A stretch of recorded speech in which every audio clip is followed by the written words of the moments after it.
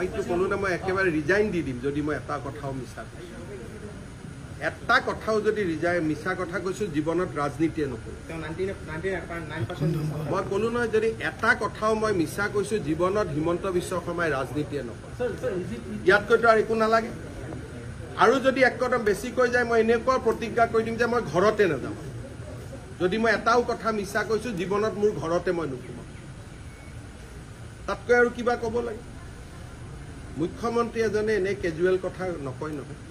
গতিকে এইটো যিখিনি কথা কৈছোঁ মই কম কৰি কৈছোঁ আচল কথা এতিয়াও মই কোৱা নাই যিহেতু পাতল কথা ক'ব নাপায় সেইকাৰণে মই যিমান কথা ক'ব লাগে তাতকৈ বহুত কম কৈছোঁ 10 ছেপ্টেম্বৰত ইয়াতকৈ বেছি আপোনালোকে শুনা পাব বাংলাদেশত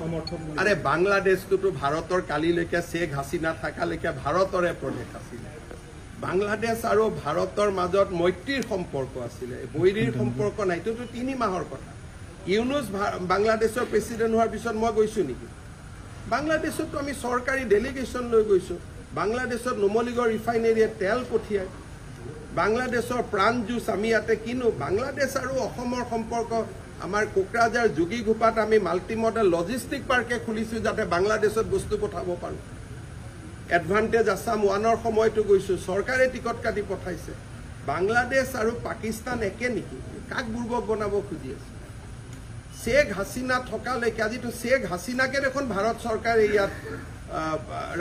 আমি ৰাখি থৈছোঁ আশ্ৰয় দিছে কাক বুৰ্বক বনাব খোজে বাংলাদেশ আৰু পাকিস্তান আজিৰ বাংলাদেশ নহয়